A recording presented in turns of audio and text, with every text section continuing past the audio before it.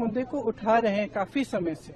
ये कोई नया मुद्दा नहीं है, लेकिन इशू ये है कि ये बार बार हो रहा है और इस पे कोई कार्रवाई नहीं होती है।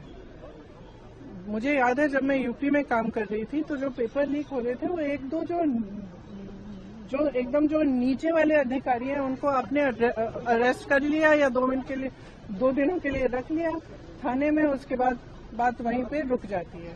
किसी पर कार्रवाई नहीं हुई है, किसी पर कोई ठोस कार्रवाई नहीं हुई है।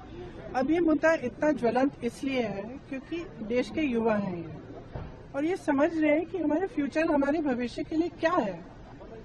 हमारे माँ बाप लोन लेकर मुश्किल से हमें पढ़ाते हैं, हम लोग स्ट्रगल कर रहे हैं। वो ये कह रहे हैं ना, वो कह रहे हैं कि हम स्ट्रगल कर रहे हैं, हमारे लिए इतना मुश्किल है। आप कोचिंग सेंटर्स को देखिए, मैंने बहुत सारे देखे, और कोचिंग सेंटर्स में जाइए और कोई भी माँ बाप जानता है, मतलब किसी भी लेवल का, किसी भी सोसाइटी में आप जानते होंगे, आपके बच्चे जब पढ़ते हैं तो कितना टेंशन होता है, कितना जब एग्जाम होता है कितना टेंशन होता है। एज इट इज इतनी मुश्किल परिस्थिति है, ऊपर से आपने जॉब्स क्रिएट नहीं किए हैं इतने समय से, तो बच्चा अपने फ्यूचर को देख रहा है, कह रहा है कि मतलब मेरे फ्यूचर में फिर है क्या, मैं स्ट्रगल ही करते रहूं।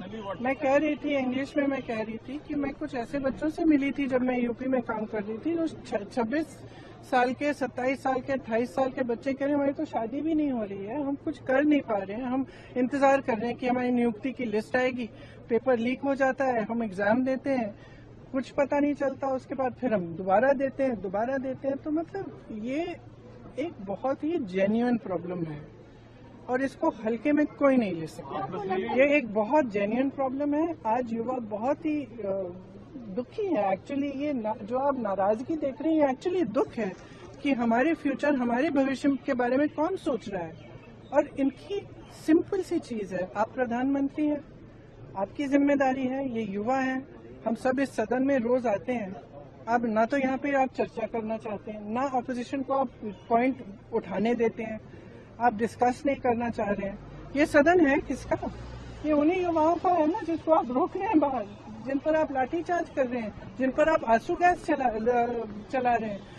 ये तो मतलब ये सदन ही उनका है, हम सब यहाँ हैं, किसने हमें यहाँ रखा है? उन्होंने ये रखा है। तो उनकी बात तो सुन ले, उनकी बात तो सुन। मोदी एंटी यूथ है, बिल्कुल एंटी यूथ है।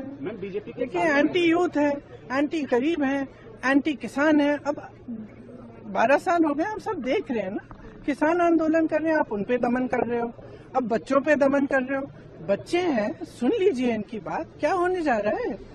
अगर इनकी बात शांति से सुन लें, आप मंत्री जी की जिम्मेदारी है, उनसे रिजाइन करवाइए। देखिए एक जमाना था जब मंत्री जिम्मेदारी लेते थे।